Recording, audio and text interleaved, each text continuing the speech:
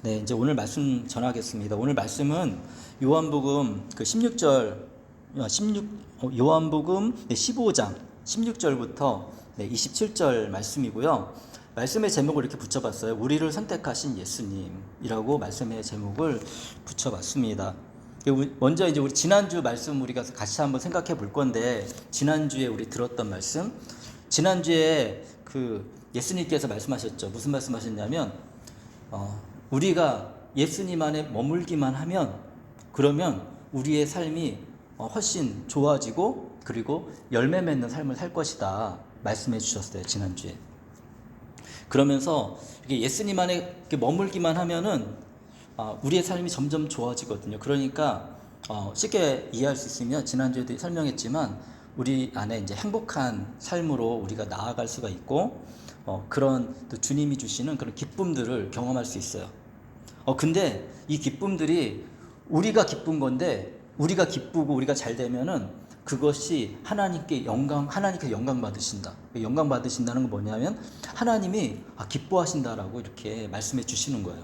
그래서 우리가 이제 예수님 안에 거하면 우리의 삶이 점점 좋아지고, 이것이 하나님도 기뻐하시는 일이구나라는 것을 지난주에 우리가 이제 알았습니다. 그러면서 이제 예수님께서 계속해서 말씀해 주시거든요. 그래서 이제 16절부터 이제 볼 텐데, 16절에 이렇게 말씀하고 계세요.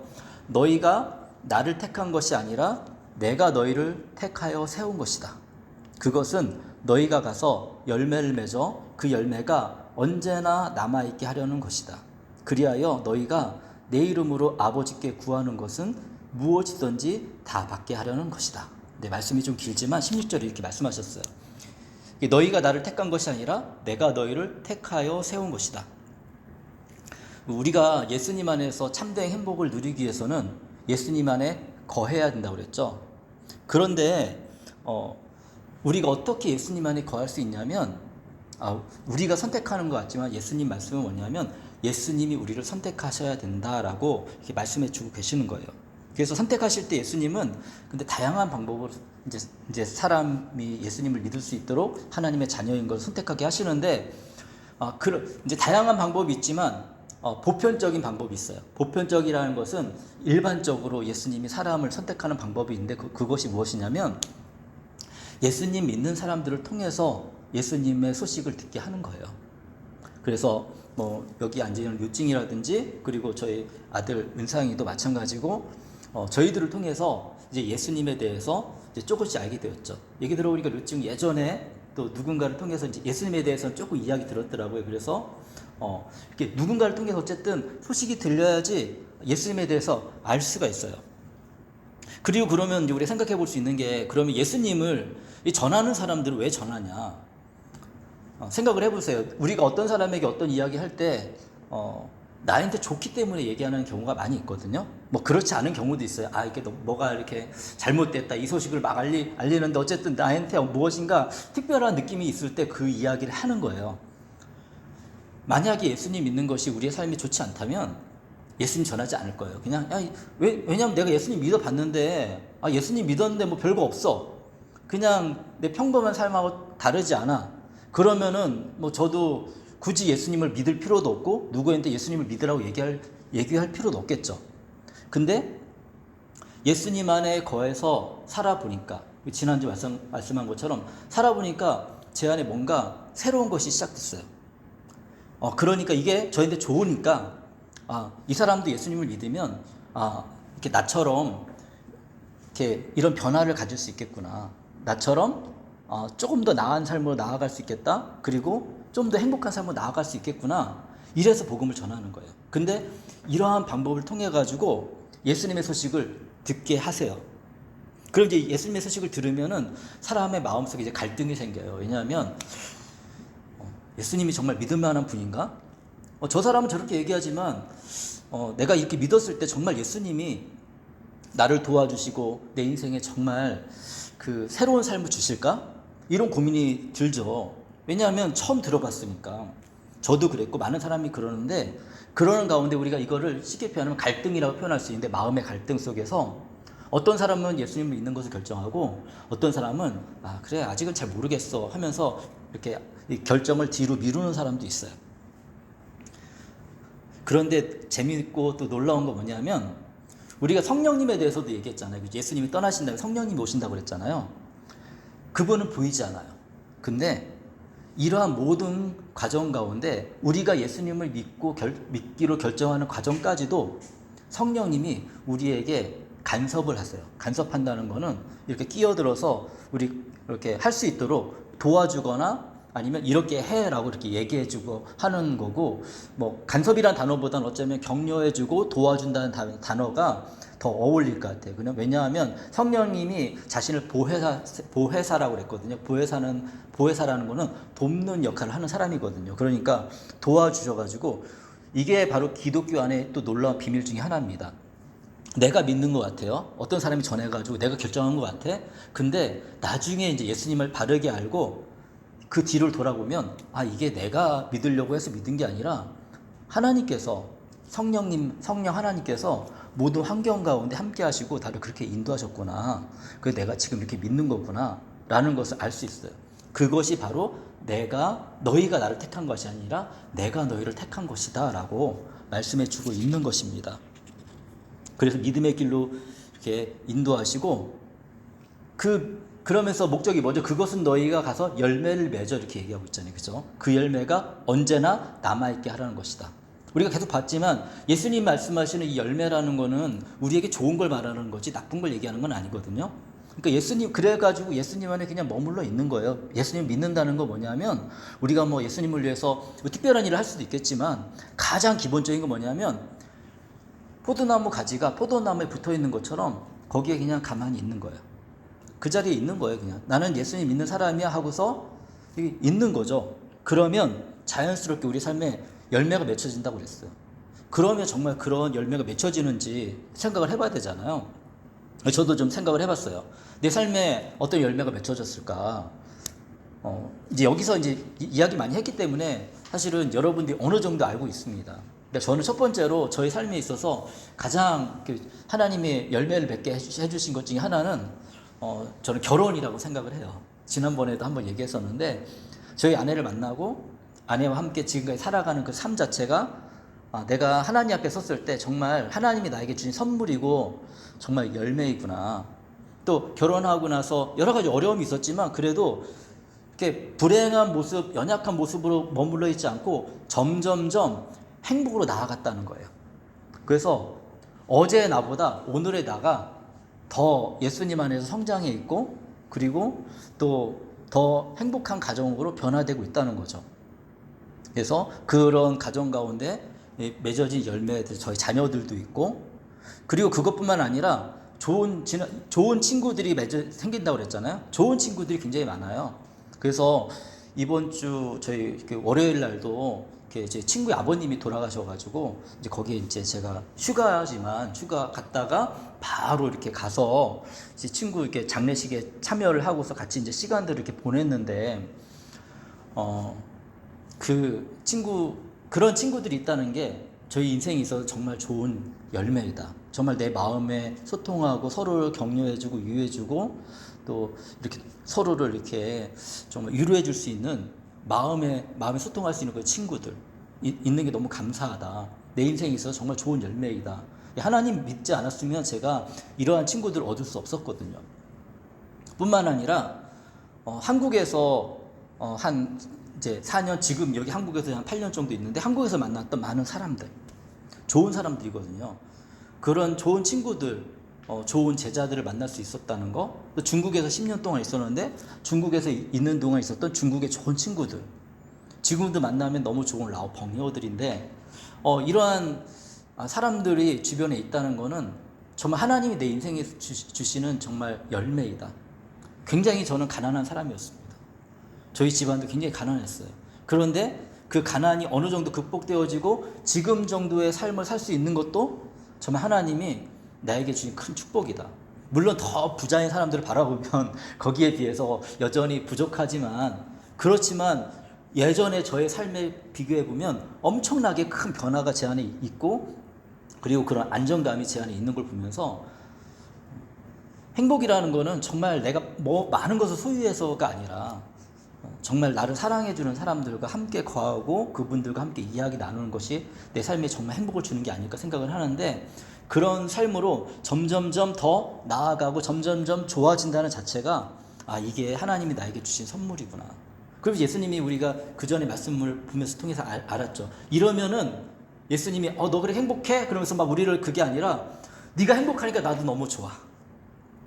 예수님은 바로 이런 분이세요. 그러면서 말씀하셨죠. 너희가 내 이름으로 아버지께 구하는 것은 무엇이든지 다 받게 하려는 것이다.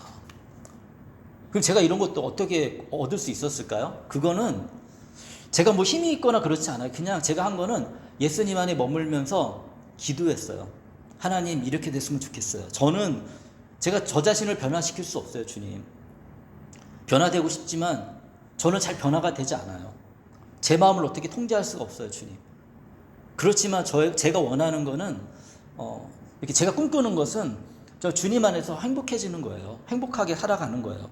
어떤 어려움이 있어도, 삶에 좀 어려움이 있어도 그걸 잘 극복할 수 있는 힘이 있는 거예요. 이렇게 기도했더니 어느 날 보니까 이러한 것들이 이렇게 제 안에 이렇게 맺혀져 있고, 그리고 오늘도 또 더 나아진 삶으로 나아가고 있다는 걸 보면서 정말 예수님 안에 있는 사람이 마음의 소망을 가지고 기도하면 그것을 이루어 주시는 분이구나. 예수님이 이렇게 말씀하시잖아요. 내 이름으로 아버지께 구하는 것은 무엇이든지 다 받게 하고 싶다. 아버지는 하나님이거든요. 예수님의 이름으로. 그래서 마지막에 우리가 예수님의 이름으로 기도합니다 라고 하는 거예요. 예수님의 이름으로 기도하면, 그러면 네 마음에 원하는 게 뭐니? 내가 그것을 이루어 줄게. 근데 그것이 금방 지금 당장 막 이루어지고 그러지는 않으시더라고요. 시간이 좀 필요하더라고. 저도 여기까지 오기까지 지금 20년 이상의 시간이 필요했잖아요. 앞으로 더 많은 시간들이 필요하겠지만 살아가는 삶에 대한 기대감이 제 안에 이제 있습니다. 그러면서 예수님께서 계속 말씀하시는데 17절에 내가 너에게 명하는 것은 이것이다. 너희는 서로 사랑해라. 뭐 요한복음 15장에서 계속 얘기하고 있는 거잖아요. 서로 사랑해라. 내가 새 계명을 준다. 너희는 서로 사랑하라. 그러면서 알았습니다. 이 사랑이 비결이구나. 근데 정말 이렇게 생각해 보니까 사랑이 비결이더라고요. 창세기에 이제 하나님이 세상을 창조한 이야기들이 창세기란 성경의 맨 앞에 나와 있거든요. 아마 류찡도 그런 이야기를 조금 들어보긴 했을 거예요. 그래서 아담과 하와라는 사람이 있고 하나님이 처음 만든 사람이에요. 이제 하나님이 처음 만든 사람이 하나님이 먹지 말라고 하는 열매가 있었어요. 그게 뭐냐면 선악과라는 열매인데, 그거를 먹으면 너희가 죽을 거야. 먹지 마. 이렇게 얘기했는데 이 아담과 하와가 이걸 먹었단 말이에요.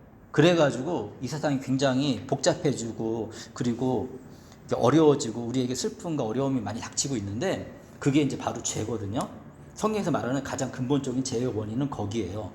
근데 이 일이 일어나기 전에 하나님의 창조하신 세상은 어땠는지 우리가 생각해 보면 어떤 모습이냐면, 먼저는 하나님이 이 세상을 사랑했다는 걸 알 수가 있거든요.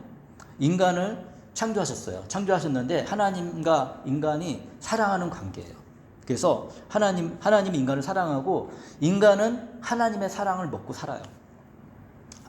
사랑이라는 것은 돌봐주심이고 함께함이고, 아빠 엄마처럼 우리가 어렸을 때 아기로 태어났는데 그냥 놔두면 금방 아기가 어떻게 되겠어요? 그냥 먹을 것도 챙겨주지 않으면 아기는 죽어버릴 수밖에 없잖아요. 이렇게 인간은 동물하고 다르거든요. 동물들은 바로 일어나서 자기 먹을 걸 막 찾아다니는데, 인간은 굉장히 오랜 기간 동안 부모의 도움이 필요해요. 이것 하나님이 특별하게 만드신 거거든요. 우리를 그렇게. 이게 돌보심이 필요하다는 걸 우리에게 알려주시는 건데, 하나님이 그렇게 아담과 하와를 창조하신 다음에 돌봐주셨어요. 그리고 하나님이 사람만 창조하신 게 아니라 이 세상을 다 창조하셨거든요. 우리가 사용할 수 있는 모든 것들, 대자연을 창조하셨는데, 인간은 하나님께 사랑을 받고 하나님 대자연을 돌보시죠. 근데 인간에게 해야 될 일이 있어요. 인간도 대자연을 잘 돌봐야 됐어요. 그러면 이 대자연은 어떻게 하냐면, 우리 인간들에게 우리가 거할 곳을 주고, 우리가 먹을 것을 주고, 우리가 쉴 곳을 마련해 줘요. 그러면 서로, 하나님은 인간을 사랑하고 하나님은 대자연을 사랑하고, 인간은 하나님을 사랑하고, 인간은 대자연을 사랑하고, 대자연은 하나님께 순종하고 인간의 돌보심을 받아서 인간에게 또 좋은 것을 나누어 주고. 세상은 원래 이런 모습이었습니다. 근데 우리가 지금 굉장히 힘들잖아요. 어떤 것 때문에 힘들어요? 사람이 아무리 발전해도 비가 많이 내리니까 한국 사람들이 지금 너무 힘들어하고 있어요. 어려운 사람들이 있어요. 왜 이런 고통들이 우리에게 왔느냐? 대자연이 왜 인간을 이제는 인간도 대자연을 파괴시키고, 그리고 대자연은 왜 인간에게 이런 어려움들을 주느냐? 사실은 이런 사랑의 관계가 우리가 다 깨져버렸기 때문에 그래요.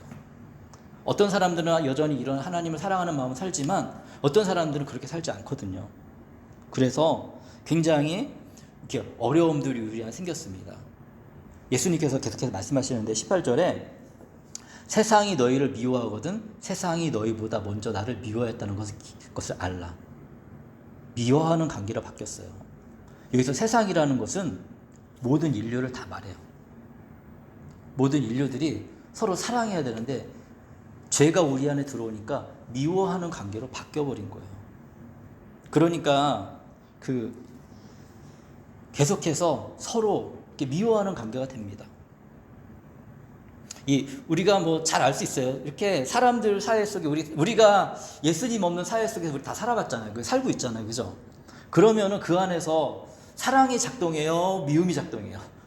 사실은 미움이 작동하고 이용하는 게 작동하고 사랑보다는 이 사람을 통해서 어떠한 이렇게 뭔가를 내가 취하려고 하고 이용하고 그러면 또 우리 안에 속상하고 그러면 또 그 사람을 우리 또 미워하고 이런 복잡한 관계들이 형성이 됩니다. 그래서 우리가 세상을 보면서 이렇게 기쁘고 행복한 마음보다는 아유 힘들다, 어렵다 이런 마음들이 훨씬 더 많이 느껴지는 거예요. 세상은요 예수님을 싫어하고 미워합니다. 그 예수님을 왜 미워할까? 왜냐하면 예수님이 하시는 일이 뭐냐면 예수님이 오셔가지고 해석하시는 일이 뭐냐면 우리 안에 잘못된 것을 이렇게 보여주세요. 이렇게 드러낸다고 하는데 우리의 잘못된 걸 드러내세요. 그래서 이제 처음에 이제 요한복음 내용들을 쭉 봤으면 이해할 수가 있는데 예수님을 죽이려는 사람들이 있어요. 근데 그 사람들이 왜 죽이려고 하냐면 그 시대에 이제 뭐 부유한 사람, 지도자, 종교적인 지도자 이런 사람이거든요. 근데 그 사람들이 예수님을 죽이려고 했어요. 왜냐하면 자신의 잘못된 부분을 자꾸만 얘기하거든 예수님이. 근데 생각해 보세요. 우리가 어떨 때 화가 나냐면 어떨 때 누군가를 미워하게 되냐면 내가 생각할 때 괜찮은 거는 우리가 미워하지 않아요. 그 사람이 나한테 나쁜 말을 해도. 예를 들어 가지고 제가 이제 잘생기지 않았지만 그래도 좀 잘생겼다고 생각을 하고 제가 만약에 한국 사람이 다 아는 연예인이라고 생각을 해봐. 그리고 잘생겼어요 제가.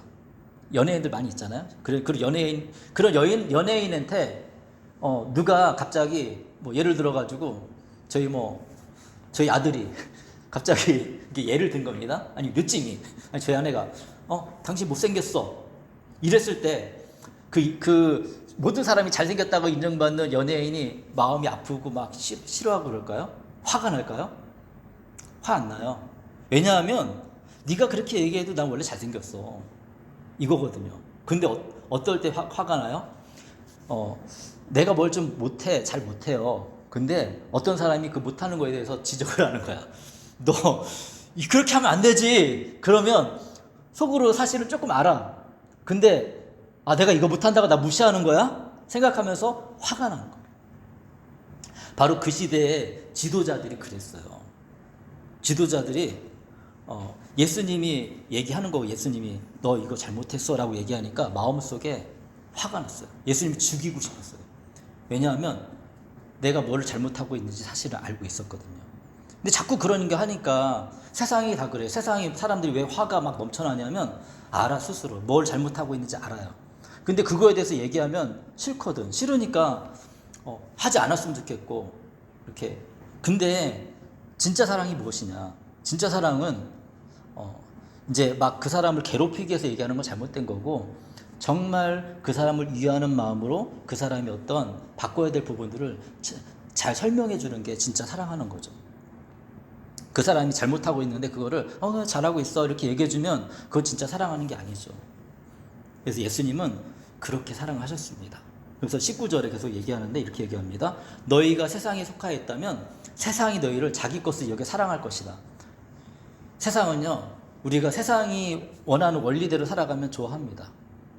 그래서 그런 사람들끼리 서로 칭찬하고 그럽니다. 그러나 너희는 세상에 속하지 않았고 오히려 내가 너희를 세상에서 가려 뽑아내었으므로, 선택했으므로 세상이 너희를 미워하는 것이다. 예수님을 잘 믿으면 사실은 세상에 좀 미움을 받을 수가 있어요. 아주 쉽게 표현하면 그런 거예요. 굳이 그럴 필요 있어 이런 생각을 하는 거죠. 뭐 예를 들어 가지고 우리가 흔하게 경험할 수 있는 게 뭐가 있을까? 그런 거 있잖아요. 횡단보도에 이제 그런 거예요. 제가 자주 이렇게 경험하는 건데 뭐냐면, 지금은 뭐냐면 이제 횡단보도에 파란불이 켜지잖아요. 그러면은 차가 지나가면 안 돼요. 옛날에는 그냥 지나갔어요. 근데 예전에도 저도 이게 파란불이 켜지면 잘 안 지나갔거든요. 마음이 불편해가지고. 그럼 어떤 일이 일어나냐면 세상에 미움을 받아요. 뭐냐면 뒤에 있는 차가 빵빵 거려요. 사람 없는데 너 왜 안 지나가니? 이렇게 얘기하는 거예요. 사람들이 그렇게 습관이 되었거든요. 이걸 어떻게 바꿔야겠어요? 한국이 지금 바뀌고 있는데, 왜냐하면 사람이 자기 손해보게 만들면 바꾸는 거예요. 그래가지고 벌금을, 그렇게 만약에 파란불이 켜졌는데 자동차가 지나가면 벌금을 내도록 하겠습니다. 벌금 많이 내고, 그리고 나중에 운전면허도, 이런 일을 계속하면 운전면허 취소당할 수 있도록 벌점도 주겠습니다. 이러니까 지금 바뀐 게 뭐냐면, 제가 파란불에 딱 서도 뒤에서 빵빵거리지 않아요. 예전에는 엄청 빵빵거렸거든요. 이게 바로 인간의 마음이고, 이러한 모습들이 우리 안에 곳곳에 있다는 거예요. 이게 잘못인지 알아. 그런데 그렇게 나랑 세상처럼 똑같이 하지 않으면 지적을 받고, 너 이런 거 너희가 이렇게 해야 되지, 왜 이런 식으로 해? 이런 식으로 미움을 받습니다. 그러니까 크리스찬들은 예수님을 믿으면 점점점 양심에 이렇게, 예전에는 그냥 아무렇지도 않게 생각했던 것들이 이제 바뀌는 거예요. 예. 누군가를 괴롭히고 힘들게 하면 안 되잖아요. 또 그렇게 할 수 있어. 근데 하고 나서 마음이 어떤 게 다르냐면, 옛날에는 내가 그렇게 할 수 있지, 내가 아빠고 아니면 내가 뭐 가장인데 이렇게 생각하는데, 그렇게 하고 나면 내 마음속에 불편함이 굉장히 많은 거예요. 하나님은 사랑하라고 했는데 내가 지금 사랑하는 게 아니라 지금 지배하고 통제하고 사람의 마음을 힘들게 하고 있구나. 내가 원하는 대로 이끌고 있구나. 이게 세상이에요. 세상은 당연히 그렇게 해야 되지라고 얘기하지만 우리가 고민해 봐야겠지. 그게 맞는 건가? 아니면 진정한 우리가 예수님이 말하시는 그런 행복과 사랑을 위해서 우리가 무엇이 필요한가? 고민해 봐야 됩니다. 여기서 20절에 말합니다. 내가 너희에게 종이 그의 주인보다 높지 않다고 한 말을 기억하라. 이거 간단합니다. 사람이 나를 박해했으면 너희도 박해할 것이요, 또 그들이 내 말을 지켰으면 너희도 내 말을 지킬 것이다. 이게 무슨 말이냐면, 우리는 예수님의 제자잖아요. 그리고 우리의 주인은 예수님이에요. 그러니까 예수님을 싫어하고 예수님을 미워하면 당연히 예수님의 제자인 너희들도 미워할 것이다. 지금 이 말씀하고 계시는 거예요. 그러면서 21절에 그들은 너희가 내 이름을 믿는다고 해서 이런 모든 일을 너희에게 할 것이다. 이런 모든 일이라는 것은 미워하는 거죠, 그들을. 그것은 그들이 나를 보내신 분을 알지 못하기 때문이다. 근데 이렇게 예수님 믿는 사람들을, 그리고 선하게 잘 살려는 사람들을 이렇게 싫어하고 미워하는 사람들이 있는데, 근데 왜 그렇게 하느냐? 여기서 분명하게 이야기하고 있죠. 나를 보내신 분을 알지 못하기 때문이다. 예수님을 보내신 하나님을 알지 못하기 때문이다. 이렇게 얘기를 하고 있어요. 알지 못하면 그렇게 되는 것 같아요. 저도 제가 이제 예수님을 처음 알게 된 거는 고등학교 한 2학년 때 말쯤 뒤에 2학기 때쯤 되거든요. 그러니까 그 전에 예수님 안 믿었잖아요. 근데 1학년 때 기억이 나요. 저희 반에 이제 교회를 이렇게 다니는 친구가 한 명 있었어. 예수님 믿는 친구가 한 명 있었어요.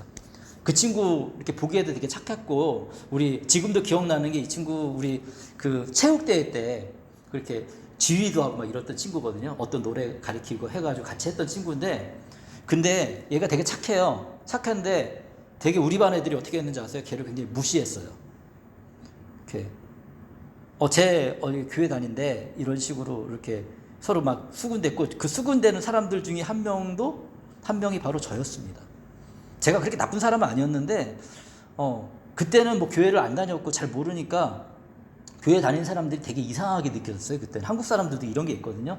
이렇게 저는 어쨌든 그랬어요. 그러면서 얘는 뭐 이렇게 되게 착하긴 한데 쉽게 괴롭혀도 되는 이런 아이처럼 보였고, 그래가지고 괴롭히진 않았지만 이렇게 약간 무시하고 뭐 이렇게 관심 없어하고 그 친구들하고 막 그러면서 막 놀리기도 하고 이랬던 생각이 납니다. 이것도 미워하는 거잖아요, 그 사람을. 근데 왜 그렇게 했느냐? 그때는 제가 예수님에 대해서 정말 하나도 몰랐거든요. 일도 몰랐기 때문에 저의 행동이 그랬습니다. 22절에 내가 와서 그들에게 말해주지 아니하였다라면 그들에겐 죄가 없을 것이다. 그러나 이제는 그들이 자기 죄를 별명할 길이 없다. 모르면 우리가 모르게 그렇게 행동할 수 있어요. 근데 알게 됐잖아요, 제가. 예수님을 알게 되고 깨닫게 되면서 내가 이것을 잘못했구나라는 것을 이렇게 저는 이게 좋은 방향으로 간 거죠. 근데 아까도 얘기했지만 어떤 사람들은 예수님이 우리의 잘못을 드러냈을 때 화가 나는 거예요. 근데 보통 가난하고 힘든 사람들이 화내지 않습니다. 그런 사람들은 겸손한 마음이 있어요. 근데 어떤 사람이 화를 내냐면 힘이 있는 사람들. 그때 당시에 정치적 지도자, 그리고 종교적 지도자, 그리고 그 세계를 통치하는 사람들은 예수님 미워했거든요. 왜냐하면 그들도 알아요. 내가 뭘 잘못했는지. 근데 그 잘못한 거에 대해서 분명하게 얘기하면 그거에 대해서 화를 내고 힘이 있으니까 힘으로 그거를 눌러서 그래서 힘들게 할 거예요. 그들이 알 수 있도록 예수님은 이 땅에 오셔가지고 예수님이 예수님이신 것을 굉장히 많이 보여주셨어요.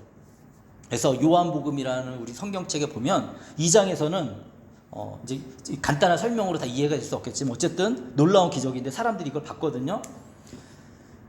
물을 포도주로 바꾸셨어요, 예수님이. 이건 사람이 할 수 없는 일이거든요. 사람이 할 수 있는 일이면 기적이 아니죠. 누구든지 할 수 있는 일이면. 근데 물을 포도주로 바꾸시는 놀라운 기적을 행하셨고, 그 다음에 병이 든 왕의 신하가 있는데, 그때 당시 왕의 신하니까 권세 있는 사람의 아들이잖아요. 신하의 아들이 병 들었는데 여기서 말씀만 하셨는데 병이 나았어요. 이 신하가 예수님 찾아왔거든요. 근데 예수님께서 말씀하시는 그 순간에, 근데 이제 종이 와서 아는 거예요. 중간에 만나가지고 예수님이 말씀하신 그 순간에 아들의 병이 나았어요. 뿐만 아니라 38년 동안 병들어 있던 사람, 일어나지 못하고 소망이 없는 사람이 예수님을 만나니까 그 병이 치유가 됐어요. 그리고 더 이해할 수 없는 건, 놀라운 거는 물고기 2마리와 그리고 빵 5개를 가지고 사람들에게 먹을 것을 나누어 줬거든요. 그거 갖고 얼마나 많은 사람이 먹겠어요. 근데 성경에 기록되기를 5,000명의 사람이 먹었다라고 기록하고 있어요. 뿐만 아니라 눈이 멀은 사람이 눈을 뜨게 했고요. 그리고 11장에서는 죽었던 사람을 다시 살리셨어요. 그리고 예수님이 왜 이런 일을 행하셨고 이것들을 그때 당시 많은 사람들이 봤거든요. 왜 보게 하셨느냐? 그거는 뭐냐면 예수님이 하나님의 아들이신 것을 알려주시기 위해서예요. 왜냐하면 아무리 좋은 말을 해도 사람들은 믿을 수 없잖아요. 그런데 우리가 알지 못하는, 생각하지도 못했던 기적을 행하시면 저분 말씀이 맞는 것 같아. 왜냐하면 이런 기적을 일으키잖아. 그렇게 알려주신 거죠. 그래서 이렇게 알려주었기 때문에 이제는, 그러면서도 예수님을 미워한다면 그 죄를 변명할 길이 없다라고 얘기해주고 있는 것입니다. 그러면서 말씀하세요. 23절에 나를 미워하는 사람은 내 아버지까지도 미워한다. 그러니까 예수님을 미워하는 것은 바로 하나님을 미워하는 것이다 라고 얘기해주고 있습니다. 24절에 내가 다른 아무도 하지 못한 일을 그들 가운데 하지 않았더라면 그들에게 죄가 없었을 것이다. 그러니까 하나님 뭐냐면, 내가 하나님의 아들로서의 내 능력을 너에게 보여주지 않았다면, 왜냐하면 내가 너희들에게 그걸 보여주지 않았기 때문에 너희들에게 그 죄가 없을 것이다. 그러나 이제는 그들이 내가 한 일을 보고 나서도 나와 아버지를 미워하였다. 예수님이 하나님의 아들이신 것을 보고 나서도 미워하였기 때문에 말씀하시는 건 뭐죠? 너희들에게 죄가 있다라고 얘기하는 거예요. 여러 가지 또 다른 의문의 대화를 나눌 것들이 있지만 시간 관계에서 다음에 그 주제가 나오면 더 얘기할게요. 여기서 생각나고 얘기하고 싶은 게 있는데 그건 그냥 넘어가도록 하겠습니다. 그러면 25절에 그래서 그들의 율법에 그들은 까닭없이 나를 미워하였다고 기록한 말씀이 이루어지신 것이다. 예수님이 이런 일을 행하셨잖아요. 근데 놀라운 거 뭐냐면 이제 성경에는 구약 성경과 신약 성경이 있어요. 구약은 예수님이 태어나기 전에 성경이거든요. 신약 성경 예수님이 태어난 이후의 내용들을 기록한 건데 예수님이 태어나기 전에 예언이 되어 있다는 것이에요. 까닭없이 나를 미워할 것이다. 그런데 정말 그런가 찾아보니 구약 성경 중에 시편 35편 19절에 이렇게 얘기하고 있습니다. 거짓말쟁이들이 원수들이 나를 이겼다면서 기뻐하지 못하게 해주십시오. 까닭없이 나를 미워하는 자들이 서로 눈짓을 주고받으며 즐거워하지 못하게 해주십시오. 여기서 보죠. 빨간 글씨로 써놨죠. 까닭없이 나를 미워하는 자들이. 예수님이 까닭없이는 이유 없이 미움을 받을 것이다. 예수님이 미움을 받을 이유가 없거든요. 예수님이 하셔서 이 땅에 오셔서 한 일은 사랑해 주신 거예요. 그리고 잘못한 것을 너희들 그렇게 하면 안 되라고 알려주신 거예요. 그래서 내가 가르쳐주는 사랑의 계명을 실천해야 돼 라고 얘기해 주신 거예요. 근데 사람들은 그 예수님을 싫어하고 이유도 없이 미워하기 시작했습니다. 이것이 바로 성경에서 이렇게 얘기해 주고 있는 것입니다. 그러면서 요한복음 다시 와서 26절에 내가 아버지께로부터 너희에게 보낸 보혜사 곧 아버지께로부터 오시는 진리의 영이 오시면 그 영이 나를 위하여 증언할 것이다. 그 영이 누구냐면 바로 성령님이세요. 보혜사는 여기 써있죠. 변호해 주시는 분, 도와주시는 분.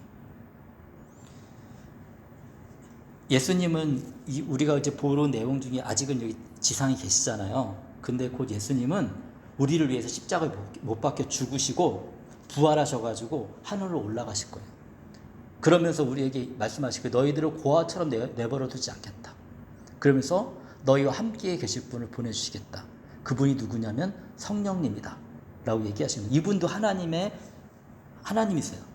그래서 이 하나님께서 우리 안에 예수님을 우리가 믿고 결정하면 그 믿음의 삶을 잘 살아갈 수 있도록 그 길을 인도하시고 이끌어 주시는 분이십니다. 마지막 27절입니다. 너희도 처음부터 나와 함께 있으므로 나의 증인이 될 것이다. 성령님이 우리 안에 함께 계시고요. 성령님이 먼저 우리 안에서 하나님이 어떤 분이시고 예수님이 어떤 분이신지 점점점 알게 하십니다. 믿기로 결정하고 따르기 시작하면 우리가 이제 가장 기본적으로 하는 게 뭐냐면 보통 이렇게 예수님 믿을 때는 우리가 만족해서 믿지 않거든요. 그러니까 좀 힘들고 어려운 부분들이 있으니까 예수님을 믿고 기도해요. 그리고 정말 그런 일이 일어날까 생각해 보니 일어나는 거예요. 근데 이런 기도하는 과정 속에 그리고 그 기도가 우리의 삶 속에 일어나는 과정 속에 성령님이 함께 하시고 그리고 이런 예수님을 믿는 것이 너무 좋으니까 어떤 일이 일어나게 되냐면 옆에 있는 사람한테 얘기하는 거예요. 내가 예수님 믿어보니까 이렇게 좋았어. 내 삶이 지금 이렇게 변화되고 있어. 너도 예수님을 믿으면 너무 좋겠어. 라고 얘기하는 것이 바로 증인이 된다는 거예요. 기독교의 독특성은 뭐냐면 그냥 아무 일도 일어나지 않고 그냥 나한테 뭐 이렇게 특별하게 그게 뭐 어떤 일도 일어나지 않고 그냥 종교성을 가지고 그냥 이렇게 믿는 게 그런 게 아니에요. 실질적으로 예수님 안에서 거해서 살아갈 때 우리 삶에 맺혀지는 열매를 보고 예수님이 이런 분이시구나를 체험하게 되고 그리고 그 사랑으로 또 다른 사람을 사랑하기 시작하고 그러면서 우리가 예수님 안에서 행복한 삶을 점점점 만들어지게 되고 그리고 그렇게 살아가게 되는 것입니다. 네, 말씀을 정리하겠는데요. 우리는 오늘 우리를 선택하신 예수님에 대해서 이렇게 돌아봤습니다. 그리고 그 사랑이 얼마나 큰 건지도 보았고 그렇게 예수님이 선택하고 우리가 그 선택한 사람이 예수님 안에 거하면 좋은 열매를 맺을 것이라는 말씀도 들었고요. 그러면서 또 이렇게 우리가 어떻게 그렇게 믿을 수 있느냐? 것은 우리가 먼저 다가간 것 같지만 사실은 예수님이 누군가를 통해서 먼저 우리에게 다가오셨다는 것들도 알 수 있었습니다. 근데 열매 맺는 삶에는 어려움도 있습니다. 미움을 받잖아요. 그런 미움이 있지만 이렇게 왜 우리를 미워하는지 알아요. 사실은 예수님에 대해서 모르기 때문에 우리를 미워하기 때문에 미워하거든요. 그러니까 우리가 혹시나 미움을 받을 때는 예수님 모르기 때문에 그렇구나라는 것을 이해했으면 좋겠고, 그 다음에 우리가 해야 될 거는 가능하다면 그리고 정말 중요하다면 우리가 예수님 믿은 다음에 그 사람들에게 예수님의 사랑을 이렇게 전하게 되겠죠. 그리고 나서 또 여전히 미워한다면 그건 참 어쩔 수가 없습니다. 결국에는 이런 사람들은 하나님의 심판을 경험하게 되겠죠. 그렇지만 그런 사람들보다는 지금까지 경험해 보면 예수님께 나오는 사람들이 더 많았던 것 같아요. 그리고 그런 많은 사람들이 예수님 안에서 점점점 그 예수님이 기뻐하시는 행복의 삶으로 나아가는 것들을 저는 발견하고 있습니다. 그래서 우리가 그런 삶을 잘 살았으면 좋겠습니다.